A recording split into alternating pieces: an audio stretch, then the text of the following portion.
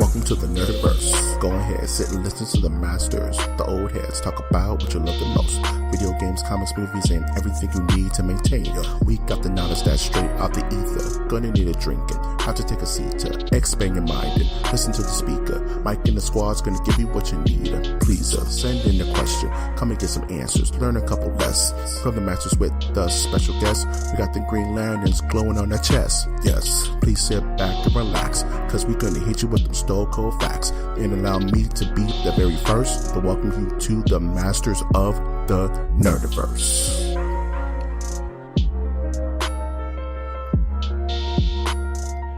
Welcome to Masters of the Nerdiverse, where we always have such sights to show you. You can find this venom-induced madman of a podcast on iTunes, Stitcher, Spreaker, SoundCloud, YouTube, iHeartRadio, Google Play, and of course, Spotify. I'm, of course, your host, Mike G. And with me, as always, is our serendipitous co-host, Winter.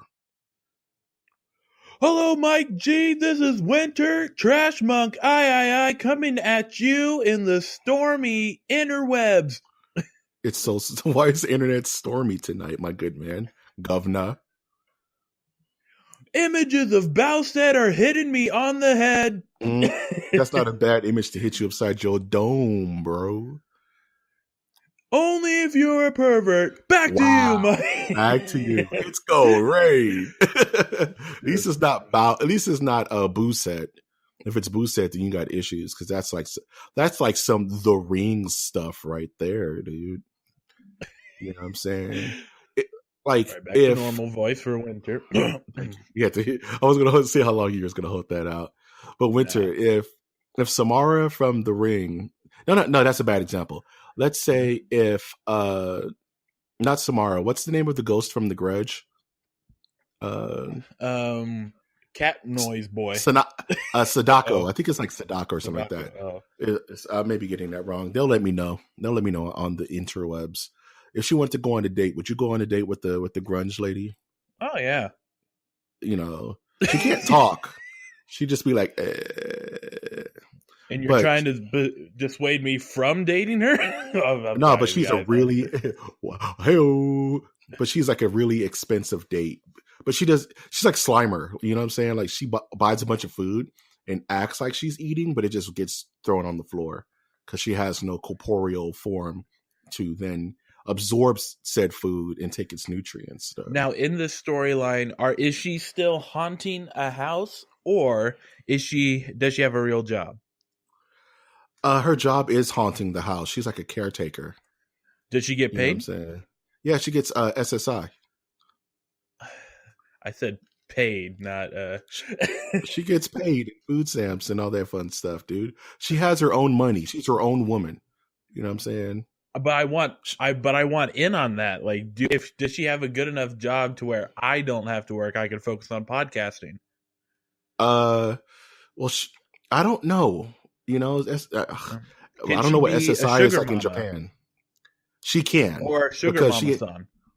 But because she has like the knowledge of the acknowledge the joke, please. Fine. She is a sugar mama-san. Thank you. Please continue. Okay.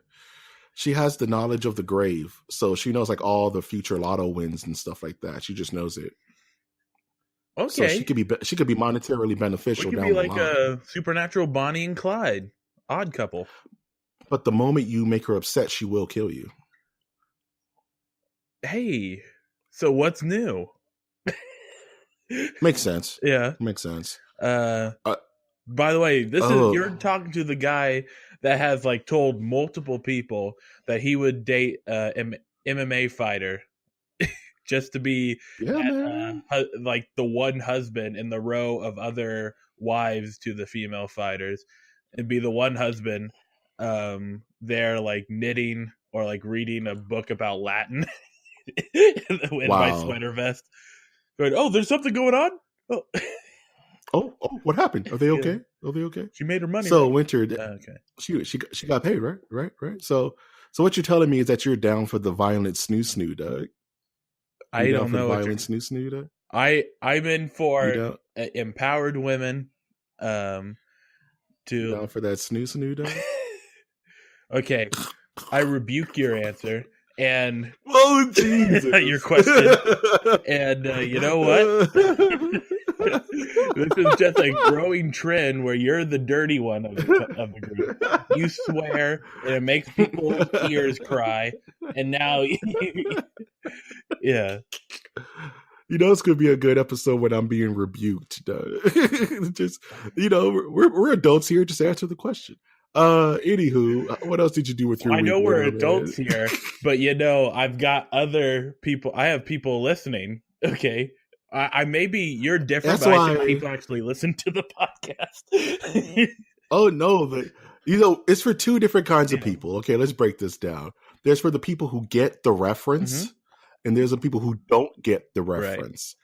Though I said it provocatively, if those people don't get the reference, they don't know what I'm talking about. And I didn't swear. You know that? I don't get that. That's the theme song. Okay. It just made me think of Swamp Thing, the old 90s cartoon. Oh. Swamp Thing. Yeah, man. Okay. What you know I'll tell you. I'll tell you. This is a good track record for me. There. If you have hair color that makes you look like you're a techno hacker, you are in. That's acceptable attire in the Nerdiverse, Doug. If you have multiple tattoos, but not enough to, if you just have tattoos, you're in. Yeah, you're good. Yeah, man. Man. Yeah, that's all I got. Are there any further criteria you would like to go into? I don't want to objectify women, you know, but Oh, I thought we were off that. I thought we were just talking about general Nerdiverse attire for, you know, all walks of life, man. There. You know what I'm saying? Now I'm the Mike G. See, I'm your sponsor, dude. Yeah, now you're dirty, man. I'm trying to clean you up, my good man. Pick you up off the ground and dust off your coat, my bro. You know, make sure you okay. Other than put your foot in your mouth, what did you do this week, Corner?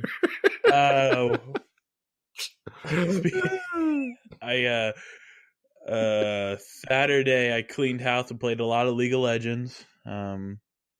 I'm becoming convinced that it will never take the place of like Overwatch or Paladins in my life, but it can get there. It's just I need to have a steady team, and I just need people to tell me what they want me to do. I don't know what I'm doing as a top champion. So just help me out and don't act like, what are you doing as Garen? It's like, I don't know. Help me. I don't know.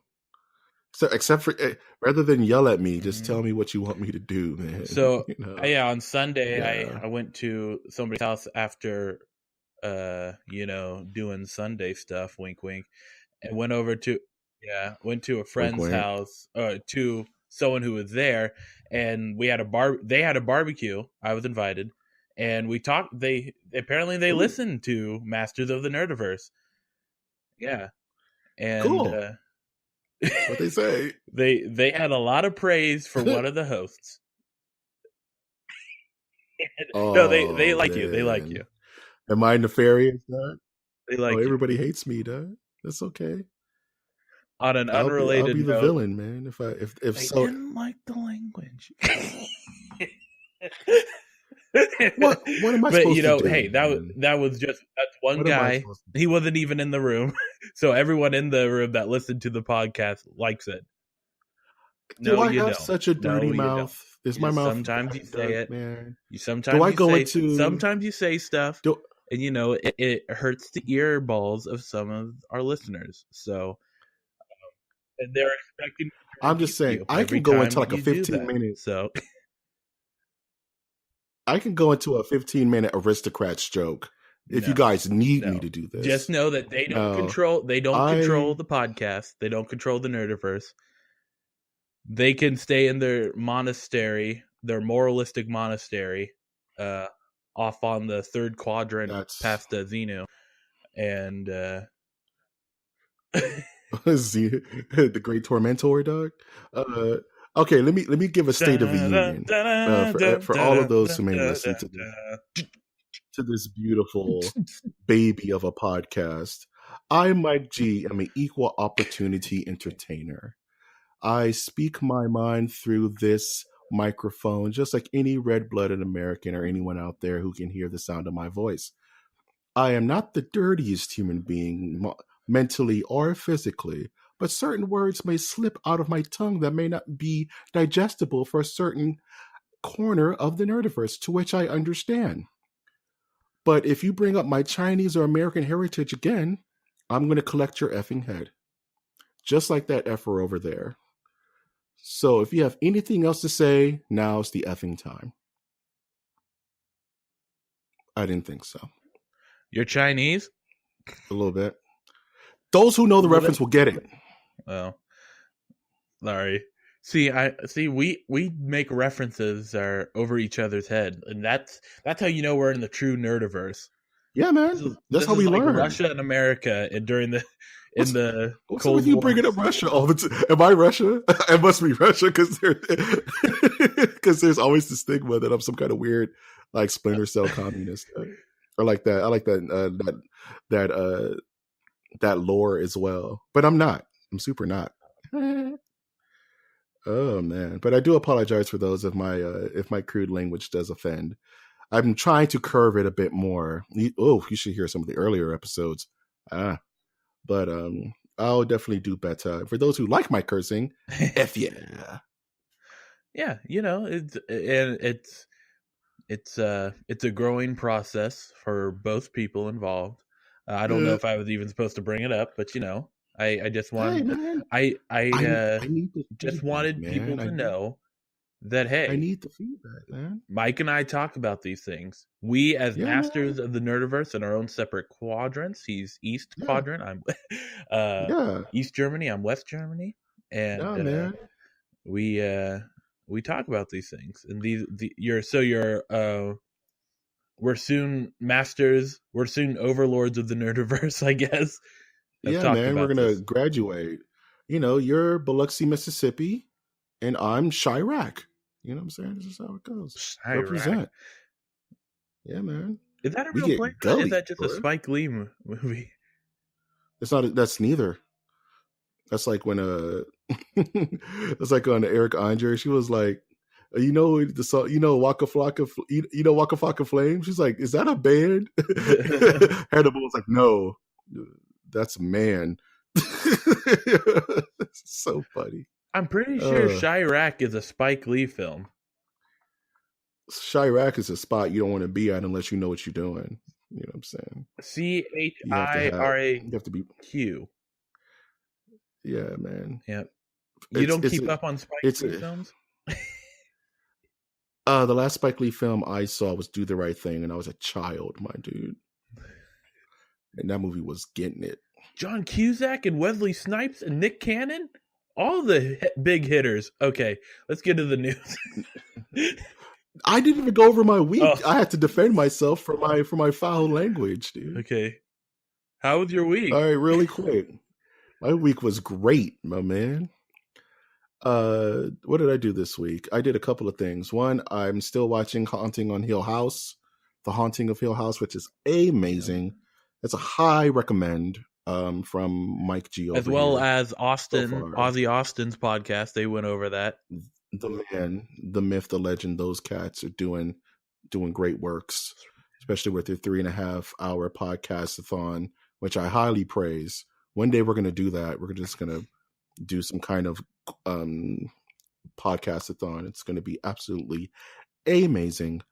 Other than that, I marathon Daredevil season 3 because I must with these certain things. And that was about a B+. Wasn't a complete A, just because of how they approached it. And other than watching that, I'm not going to say much about that. But I am playing a lot of Soul Calibur 6, which owns my brain and my constitution for the next few weeks, because I'm thinking about skipping Red Dead. I know what, but I'll just wait, man. I just don't want to download 100 gigs right now. You know what I'm saying? Like this place in my life, I don't have the patience to sit and wait for that to download, and I don't want to be part of everyone who's going to be playing it. So I'll just wait. That's not going anywhere. I'll just play Soul Calibur now. And I only play games that can become esports. Wow. Fair enough. Fair enough. That's a lie, but on my that's a lie. Yeah. I play Civ 5. I just play Stratego, with the ghost of a empty insane asylum. Amazing. Oh man. Yeah, like you said, let's get into the news. Let's get into some news. Yeah, man. Dang it, I almost stole that guy's onto the. I have to be careful. I was going to do on to the news. I'm like, you can't steal other people's stuff on the internet. That's Bush League, my good man. Carlos Mencia, Amy Steeler. You can steal it. You just have to have it in a completely separate octave. You got to do it.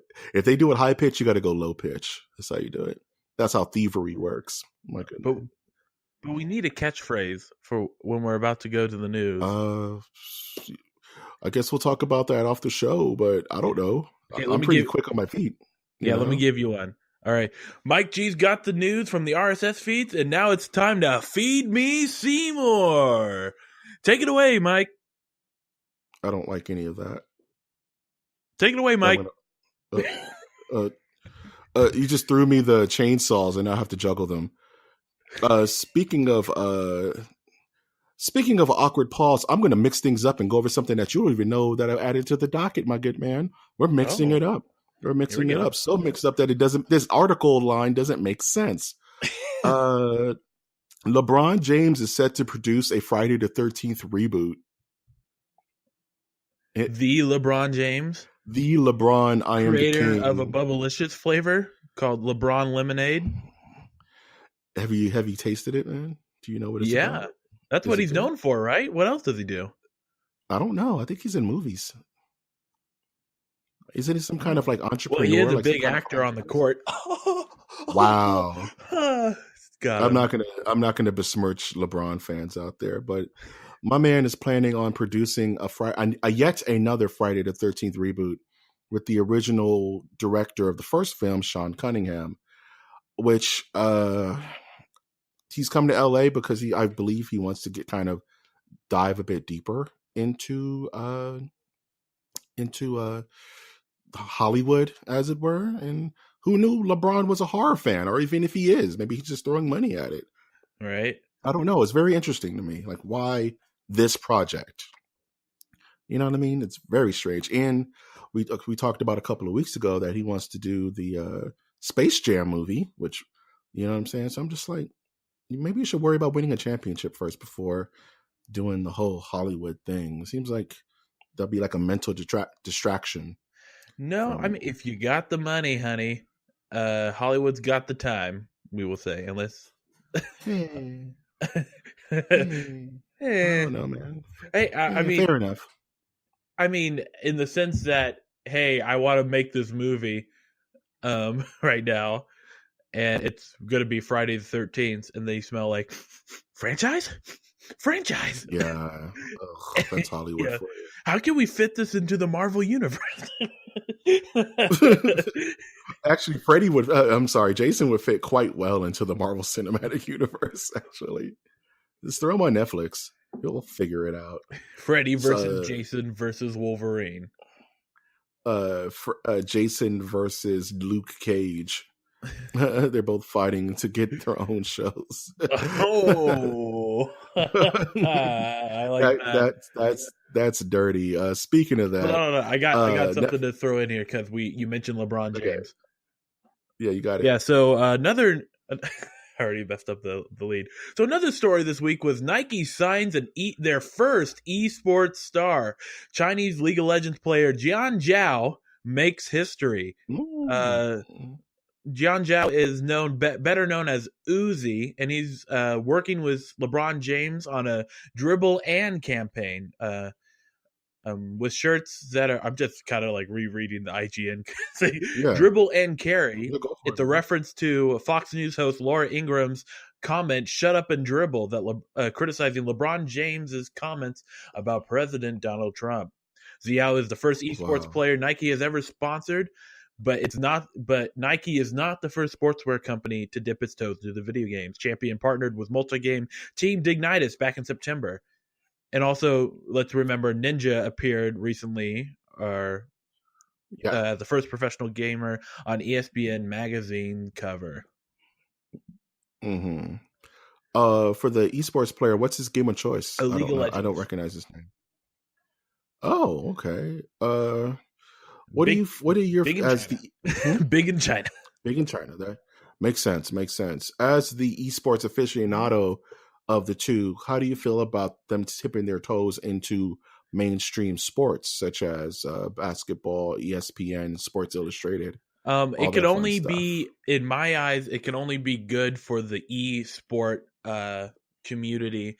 I love the whole concept of esports because it's taking a group of people who are training, who are strategizing, who are like dedicating entire moments of their like entire section of their life to this like particular game.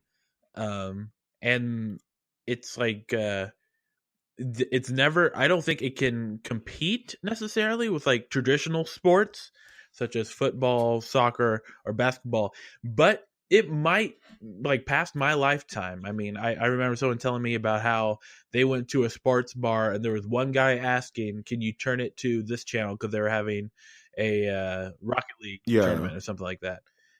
So it's always good. I think the issue that you're going to have is trying to get name recognition.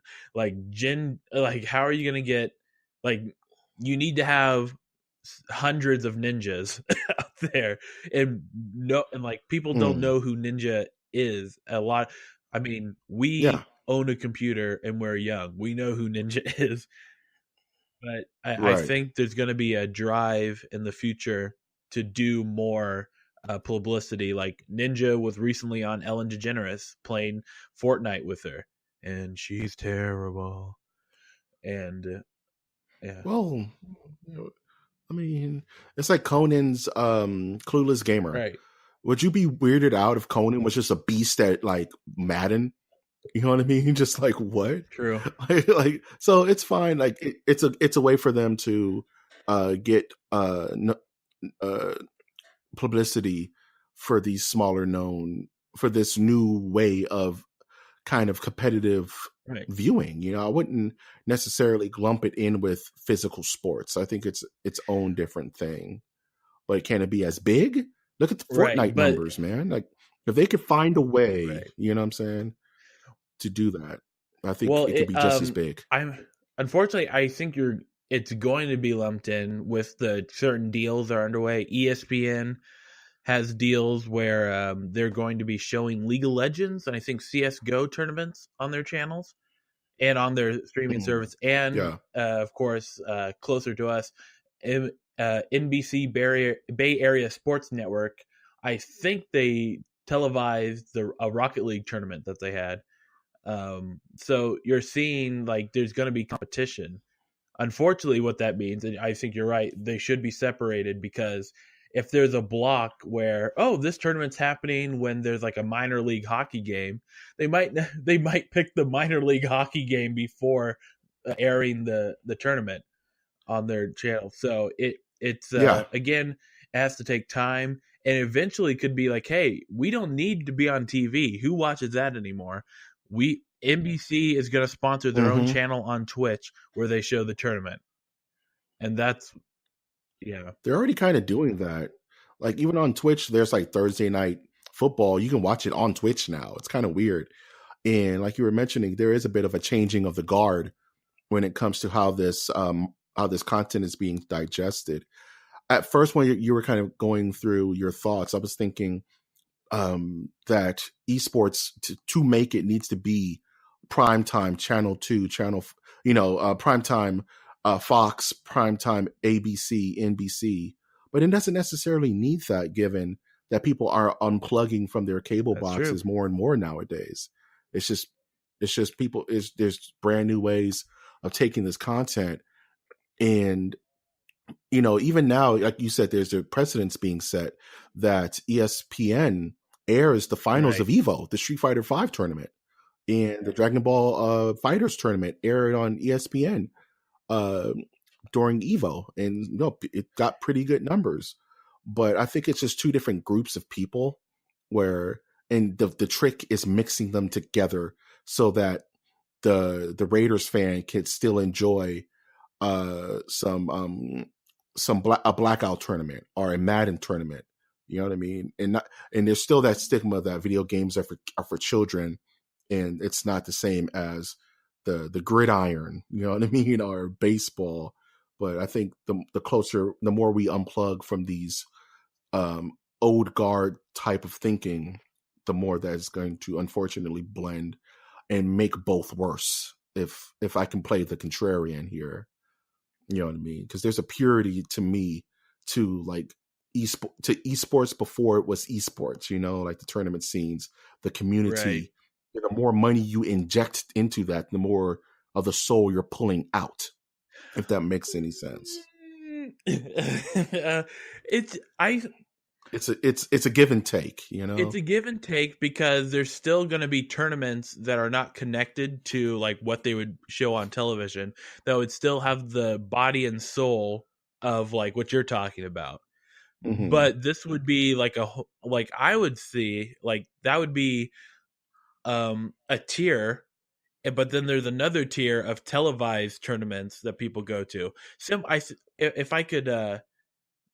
If I could like use an example, poker. There's several tournaments and there's Yeah. several things going on for poker players, and a lot of them are not televised or like they don't get wide like a wide coverage. But the World Series of Poker that takes over ESPN for a week or two, you know, Yeah. But that's and what's yeah.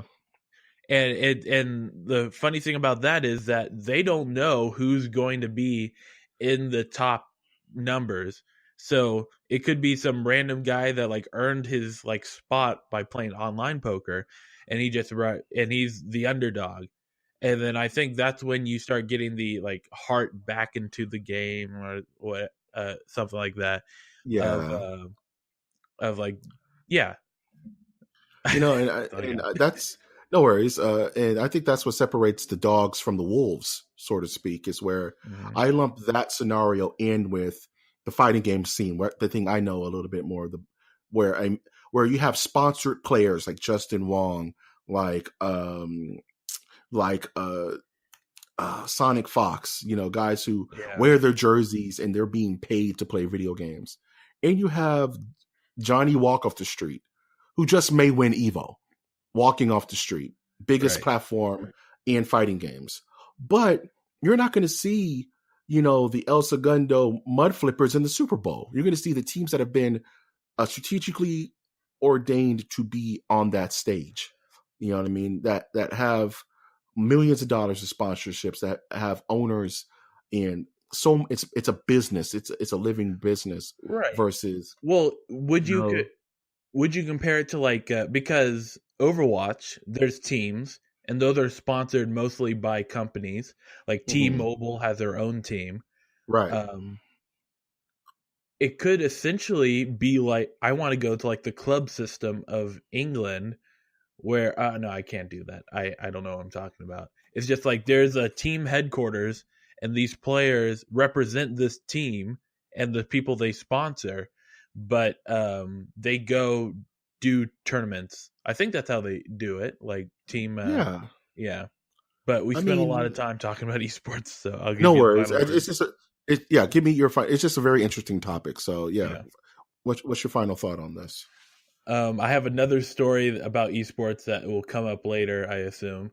And yeah, I think esports is still relatively new. It's still like esports. What I mean, new in the sense of the amount of coverage it's getting. Well, we might In as well the talk about it now. If you just we okay, can just sports power hour. Let's just do it. Yeah, so esports. Another story this week on esports has to deal with CS:GO, one of the more popular esport games that's actually global. Uh, Not a play on global offensive. And anyway, this was a tournament that happened in Asia where a player was caught cheating during the tournament. Surprise, surprise, surprise. Yes. Once again, uh the Asian gaming community gets a black eye for cheating happening. Uh, Mm. not to yeah, apparently they found a suspicious files on his computer and he was using an aimbot. And this is so Oh, really? yeah. It's So what a and scumbag, dude. like he tried to delete it while they were looking at the computer and they stopped him. And so now he got fired from the team Mm. Optic India. All the Mm-hmm. players were released. All his fellow players were released from the team because they were all banned as well. Wow. Okay, the team disqualified as well. They were all released so that they can seek other teams. And Optic India is now shut down. It's no longer an active Yeah. team. You cheated, man. Like, I have no remorse for this guy. I mean, I Right? get it. I super get it. Like, you want to win, but when it comes to computers and things like that, it's not like you can. There's ways to test these things, and how do you? My question is, how did you make it so far using an aimbot and nobody kind of caught on that this guy was legit cheating? Right. Well, That's tricky to me.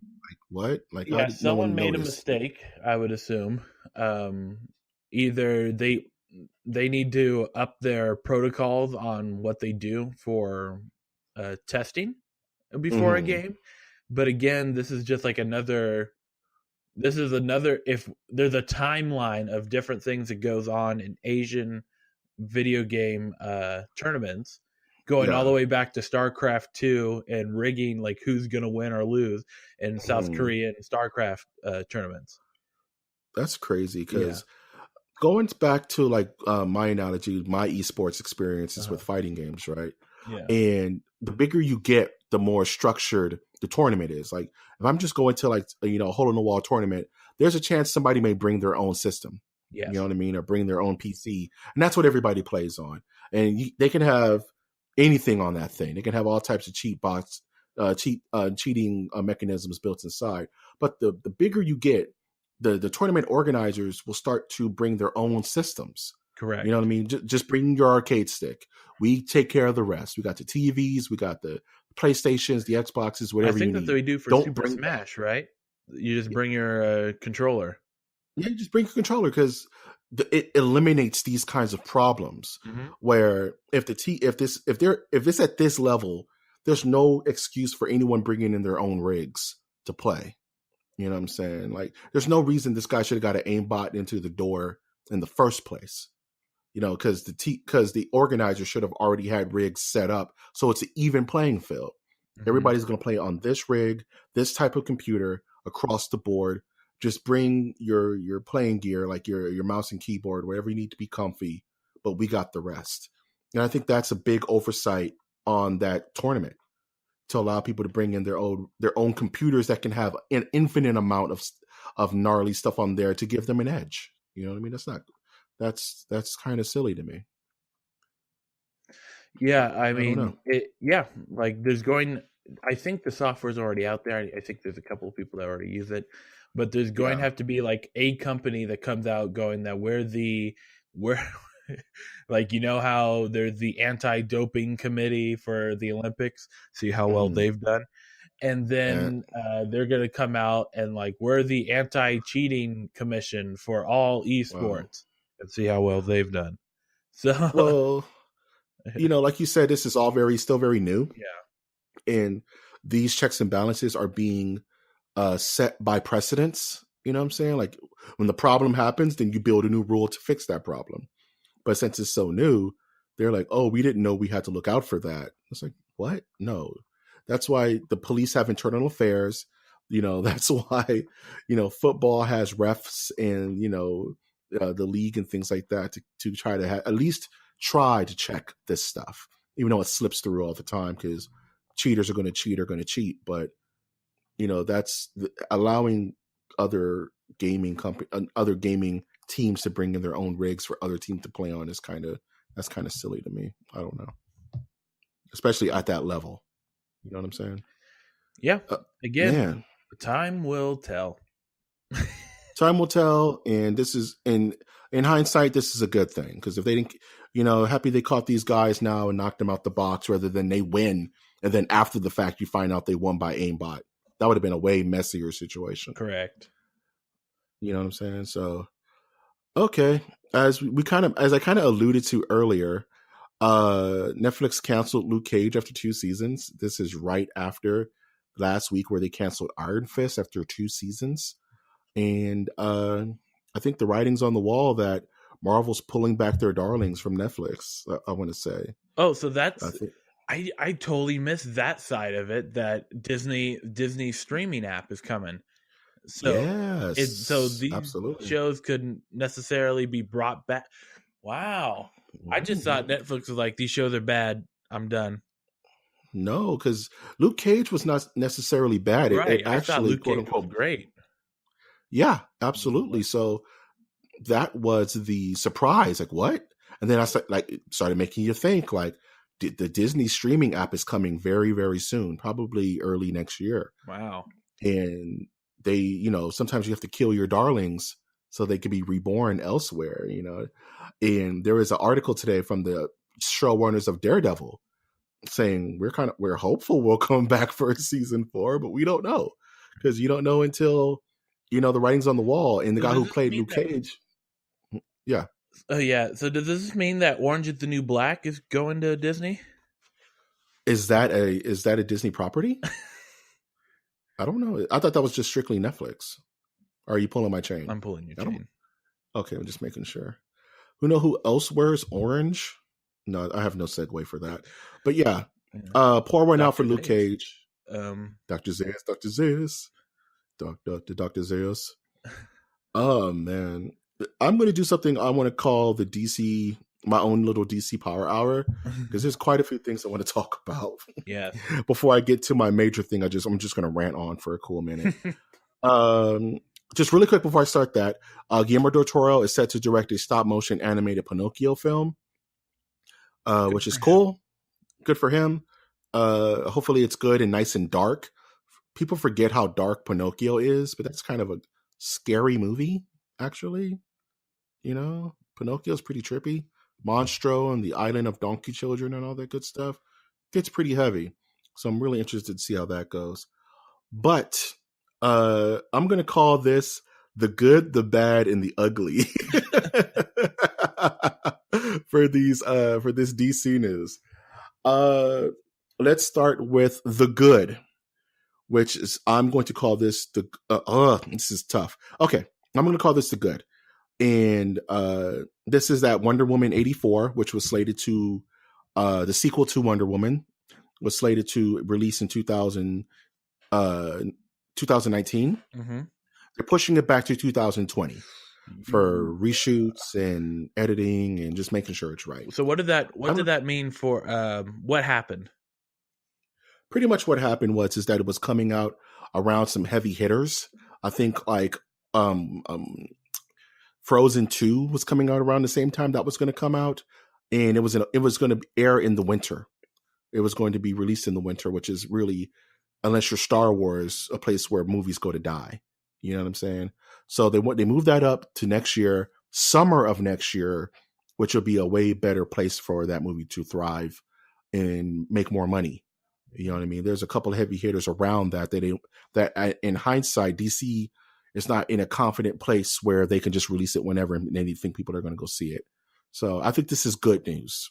Push this thing back as much as you need to get it right. You know what I mean? All right. But the reason why I ask is just the reshoot mentioning it. It seems like the delay would mean that they've had some test screenings or like they've shown some footage around and people aren't liking the direction the film is going. That's a common misconception about, and it really started with this whole cinematic universe thing and so much heightened expectations on these films to be successful. Right. Reshoots happen with every film. All films do reshoots on some level.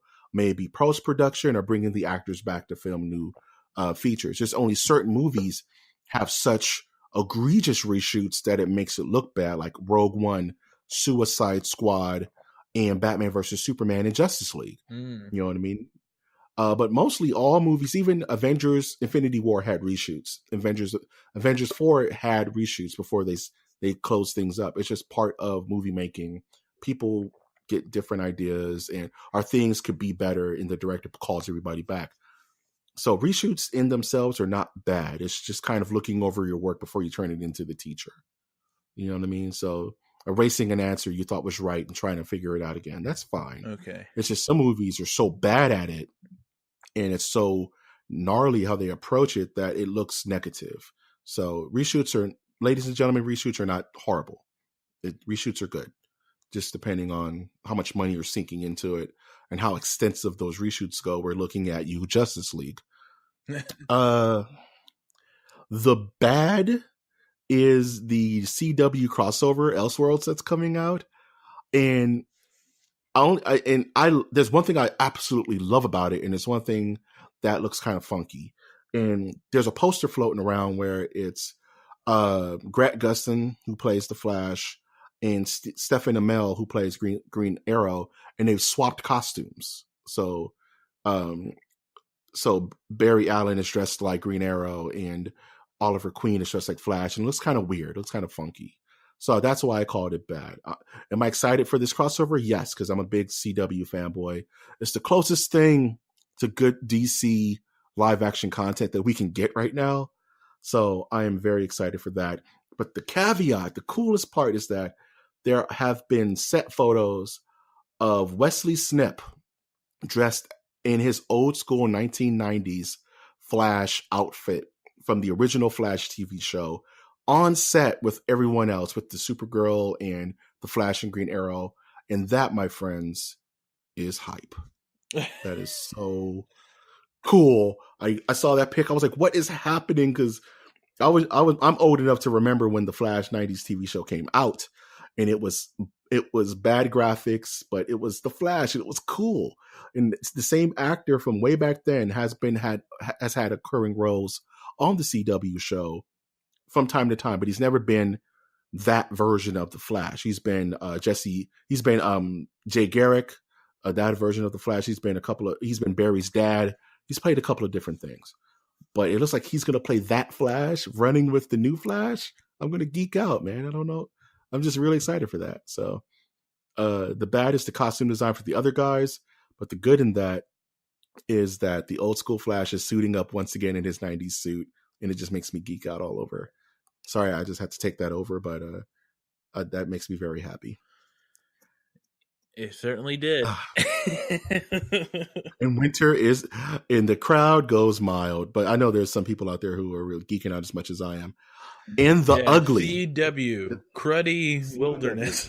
Okay, a cruddy wilderness. I think you just thought of the name of the podcast, my good man. Mm-hmm. Have you had to pick a time? Have you had a second to look at Shane West as Bane for the Gotham's final season? Yes, I had a funny joke that I was gonna mention. Did you say final season? Yeah, this is the last season of Gotham. I can't remember what the joke was. Sure, it wasn't the image itself. Yeah, the image. Yeah, the image was. It's like it's a fan project of The Dark Knight Rises. Like if they tried to make The Dark Knight Rises, but they only had enough budget to go to Dollar Tree. Oh man, to go to the 99-cent store, to Piggly Wiggly for my friends in the South. Are you familiar with Bane, Winter? Were you a big Bane head growing up, reading comics and stuff like that? Or not really? Just kind of. I was not reading Batman. I was reading The Watchmen or Preacher at age 6, and Lego Star Wars, and he's not one of my favorite characters of the Batman universe. We will say he's not my favorite villain. Okay. What kind of ruined it for me was the spandex Batman series, or not the spandex, but the Bat Nipples movie. Oh, you mean Batman and Robin? Yeah. Let's not even talk about the characters' motivations and backstory because we'll be here all night talking about Bane. Let's talk about the sheer aesthetics of the character, right? Mm-hmm. If you look at Bane in the comics, it's a really big dude wearing a tank top with a luchador mask, and Yeah, so does Arkham Knight. Arkham Knight, or one of the Arkham games right has him with the with a mask mask on, on. right? It's not a hard look to Mm-hmm. mess up. You know what I'm saying? It's actually very simplistic in its approach. Like if you got the Mountain from Game of Thrones, you throw a luchador mask on him, you put him in a tank top, you give him a cool little venom injector into his wrist and his neck and his spine. That's all you need to do. You stop there. You don't give him a weird, the Wiz light bright Darth Vader on steroids chest piece with a see through mask, and he has a weird faux. There's so much going on in this picture that's not Bane. It just makes me so frustrated. It's like if like the rule of thumb for me for any kind of costume design for any existing character, maybe Dick Tracy or Conan the Barbarian, you should be able to squint and it looks like the character from the comics. You know what I'm saying? Like you squint and look at Iron Man, it looks like Iron Man, right? And then when you open Right. up your eyes, there's all types of little details and finite creative things you can do. You squint and look at Thanos, it's Thanos. There's the gold and the blue with the purple face, and it looks like Thanos. But this Bane just looks horrible. The state of him, man. What are they? It's overthinking it. It's just bad. This is your final season. Like, get, I can only imagine what their Batman design is going to look like. Because supposedly the last Right. episode is like a flash forward, and you're actually going to see the young actor dressed as Batman or some are. But the way their costume design is so wacky, what is my man going to look like, dude? I'm They so started. scared. Yeah, I liked. Okay, people, I liked the show Gotham when it first started. I watched the entire first season, but it fell into the trap of um just too many things happening, in my opinion, Yeah, and trying to say too many social statements at once. yeah, uh, you're not and lying. now try to throw in like we're gonna do a quick jump into the future. So you're taking away, like, instead of conclude a conclusion of the young man's story, you're now gonna throw in a completely new storyline, a new character, which is older Batman. Uh, It's not earned. You know what I'm saying? Like that's a big thing with right, me lately. If this show ended with young Bruce Wayne saying, "You know what? I got to leave Gotham for 20 years and just train." You know what I'm saying? And he walks right. off into the sunset to become Batman. I would be super cool with that. It makes sense, right? And you just see Superman, little baby Superman, Yeah. flying in the air, You see like, little Clark. You this see isn't canon. none of it. He runs by like the Roadrunner. Yeah. Not canon. He just flies by. But Hmm. this show, and I tried to embrace the madness of this show because it was very goofy and it was very light. It kind of reminded me of the spandex Adam West Batman. Everything's very bright and it's very bombastic. It's like a Joel Schumacher movie every week. You know what I'm saying? Right. It didn't take itself too serious, which I'm okay with. They just embraced the madness. But what this looks like, it reminds me of that bad Spider-Man stage play, Turn Off the Dark. You know what I mean? It's doing too much. Right. It's always done too much. You know what I'm They saying? should have, yeah. Like I think they were kind of like messing with a little grittiness on one end and a little like, oh, it's a comic book, therefore we need to be comical, like over bombastic sort of thing. Yeah. I think they should have done was like a true detective style grittiness. Oh, but that requires subtlety, though. You know what I'm saying? Like you have to Yeah. with this stuff. If you want to walk that line Sure. of serious, gritty, grounded drama, but with hints of comedy and levity and comic book fantasticalness, then you got to be subtle. You know, Hmm. and this show has been a lot of things, but it's never been subtle. You know what I mean? That's true. And that's something that you got to lean into you got to lean into whatever. If you can't be subtle, then you got to lean into one way or another. You got to be completely nuts or completely grimdark. And I think that's been DC's problem for the last 10 years is that they don't know how to be subtle. They just can't. As a company, they just can't find that balance ever with anything they do. Hopefully they'll find it with James Gunn. Okay. Oh, jeez. Speaking of things that just piss me off, pardon my French.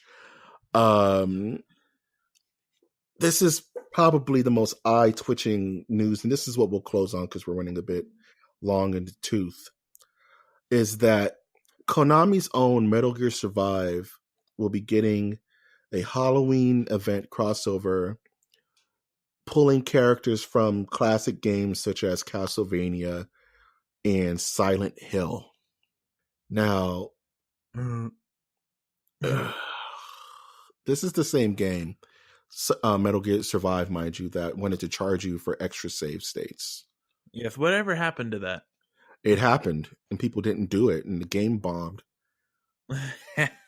And this is one of the most frustrating things in gaming, is when a company holds beloved titles and IPs for ransom.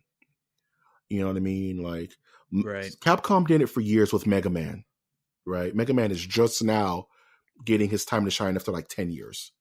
You know what I mean? There's still plenty properties in Capcom I can talk about. Darkstalkers, you know what I'm saying? There's plenty of games over there. But for Konami, they killed Silent Hills, which Hideo Kojima and Guillermo del Toro were making. Castlevania hasn't had a true game since the Lord of Shadows series, and that was like in the 2000s. You know what I mean? And it's all the only content you can get from these two amazing franchises is like pachinko machines and patchy slots. And to drop certain characters out of context into this bad game is one of the most egregious things I've ever heard in my entire life. No hyperbole.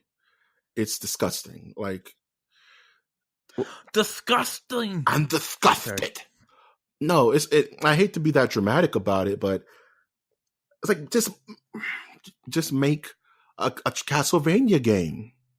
Nobody wants it that way. Like, especially when it's been gone for that long. Yeah. You know what I'm saying? Like, it's just a twist of the knife for fans who just want to play a good Castlevania game, or Lord forbid, a good Silent Hill game. It's been forever since we got a good Silent Hill game. And it's like, yeah, and it kind of seems fishy that they're specifically doing a Silent Hill crossover, right? Doesn't it seem a little vindictive? Yeah, on a Metal Gear game that's not being made by the Metal Gear director and creator because they kicked him out and unceremoniously banished him from Japan. You know what I mean? Yes. It's like, if you couldn't hate Konami more. All the while Taiwan's ready to get him. Okay. Yeah, they'll scoop him up so quick. That's a little bit of a Japanese history joke for you folks. That's a little inside baseball. That's a little inside baseball, my good man. Is Hideo Kojima the James Gunn of video games? Nah, he's gonna be he's the Andy Warhol. Wow, man, that's where rough. It's like, oh, he does some pretty good things.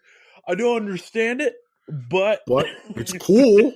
It's cool to look at. I have no idea what he's hip, and I'm high right now. So, but I'm on peyote. Me and Truman Capote are tripping out, just looking at these soup cans, thinking about our lives. Mm-hmm. But do you have anything to say about this winter? Do you care either way that this is happening to these franchises? Yeah, it is. It's very weird, particularly with the popularity of Castlevania's Netflix series and its continuing popularity. And again, we talked about Silent Hill.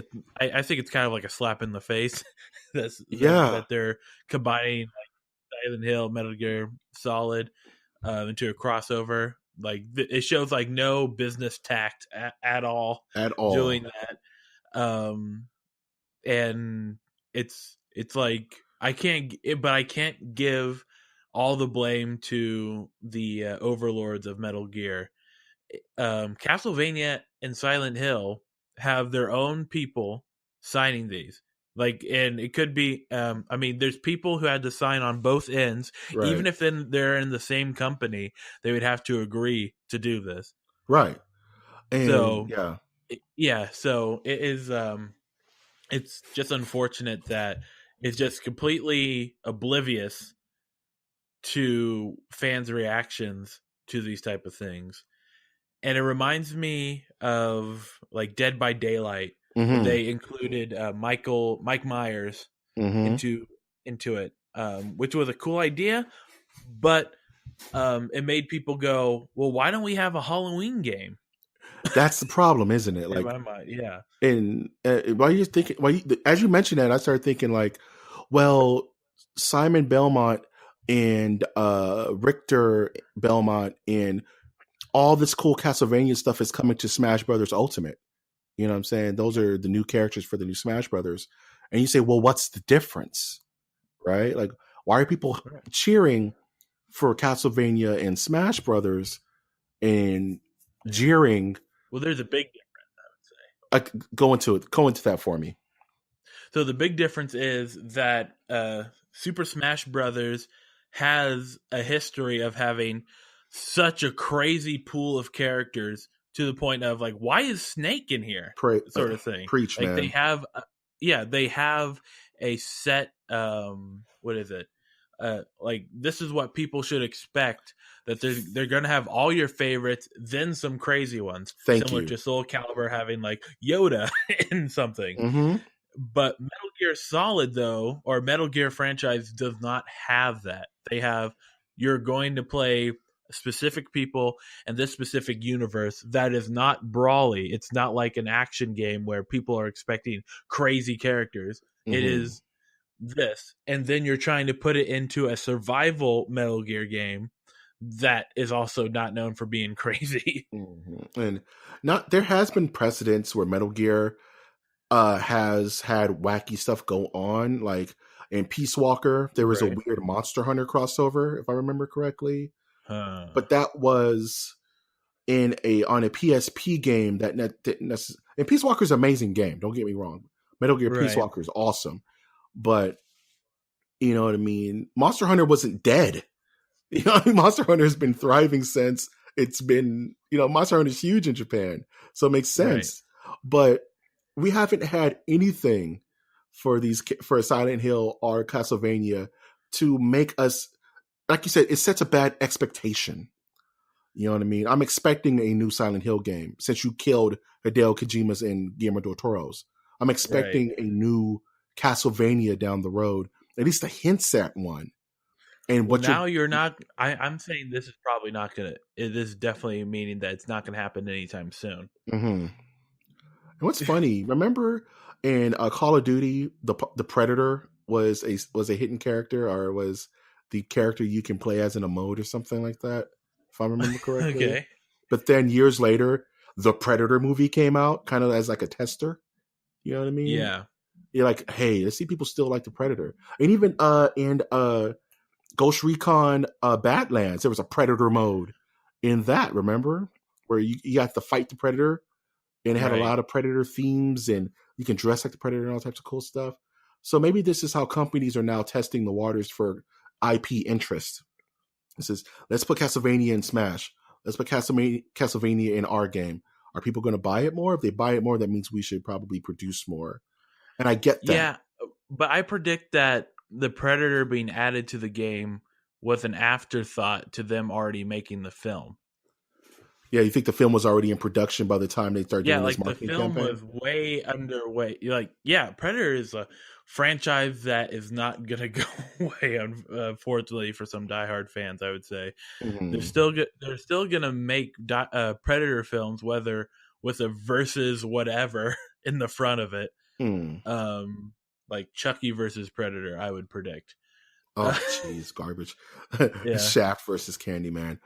I would watch. Oh, yeah, we talked about that. I know, that's why I brought it up. For eagle-eyed listeners. I would watch that. I still would have watched that, though. Yeah. But Spike Lee can direct. he would in John Yeah. Singleton. Jordan Peele and Spike Lee. Oh man, that thing would be so woke. That'd be the most wokest horror movie ever. But Konami, get it together. Like, either release these characters out into the wild and let other companies make the games, because you're just making people mad at this point. You know, like, it's not a good look, especially for a game that it's not favorable. Now, if Metal Gear Survive was a hit and everybody loved the game, then everybody would probably be feeling better about it. Like you mentioned, Smash Brothers is a hit. People love Smash, and Smash has a history of having everyone come to play, from Ryu to Cloud, from Final Fantasy to Bayonetta. So why not? Yeah, Castlevania, welcome home, right? But with this game that nobody's already playing, and it already has a bad taste in people's mouths, you drag the dead husks of these beloved franchises and shove them in our faces like zombies and say, buy our game. We're holding them hostage. If you want to play and fight Pyramid Head, then you have to play our crappy game. Mm-hmm. And that's no good, as Sonic would say. Right. Good times. I mean, yeah. Yeah. Don't know what they're thinking. They need to hire me. They need to hire Winter at Trash Monk I. That's Trash Monk I. Yes. We'll make cerebral video games, cerebral horror video games. It requires mass surgery on your spinal column, but the graphics are so good. Right. It's like you ever seen Ez Extends? That gross movie with Jude Law, and he has that flesh. It's like a PlayStation, but it's like a flesh. It's like a flesh system. You have to plug it into your spinal cord. Gross. I don't want to see that. Heads up for all my Nerdiverse cats out there. Watch Ez Extends. It'll blow your mind, man. Ez Extends is the best. Check that out. We're about to the hour mark. Yeah, man. We're good to go. So what are you looking forward to, my good man? I'm almost done with classes. I have 4 pages left of a paper to write, and I am done. And that would mean I get to focus on podcasting, focus on writing scripts. About I'm at like 10 or 11 pages of a project that Mike knows about, and I'm so excited, man. I cannot wait to get that email and be able to print that out and start to work. So I'm I don't want to talk about it yet until it's a thing, but it's a thing, and I think it's going to add a whole new wrinkle to this channel. Super excited. To the whole MOTN thought, the whole thought palace that is MOTN. You know what I'm saying? The whole thing. Yeah, man. Jeez, you Sherlock Holmes, huh? I'm trying, dude. Mm-hmm. I'm trying, man. I'm a BBC. We did cover that Sherlock Holmes creators are making another show, right? Dracula. Yeah, we talked about that last week where you got mad at me because I said that Lucy in the Sky with Diamonds was about Lucy from Dracula. Oh, yeah. You called me an idiot. And I was like, yeah. What are you going to do for your week? I'm going to play Soul Calibur until my thumbs bleed. That's what I'm going to do because Ivy needs to be perfected. I want to finish Haunting on Hill House, especially before the end of Halloween. Mm-hmm. Other than that, like in my personal life, work has become so overbearing that I'm so happy to be able to do this show that I can just decompress from the everyday world and then be able to drop into the matrix, which is podcasting. So our October is pretty stacked in regards to just, we've been doing it big on Halloween and like just horror and just that kind of content on the channel all month, especially with our Ready to Scares that are coming out every week. So that's going to have a very good finale on Halloween night. And I plan on having something special on Halloween night. So I'll keep you guys posted next week on how that's going to go. And that's pretty much what I have planned. It's just closing out October strong, playing some Soul Calibur until I am the best on Earth, EARF, and giving you guys the best show I can possibly can, because you listeners make this pie all the more sweeter.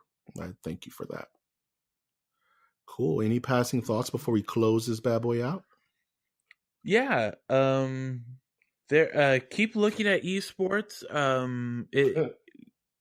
Keep look into like getting into it. It's still an open world.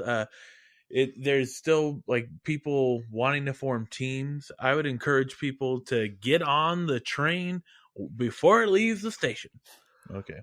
Good times. And I will back that up in saying, but have a game plan. Those who are looking to make this a job, you still need a job. So, you need to live. You need to live. So, for those who want to be Let's Players, or for that matter, podcasters or esports champions, still remember that you need an education and you need to better yourself academically. So don't make that your entire life. Read books, stay in school, don't do milk, drink drugs. No, I'm just playing.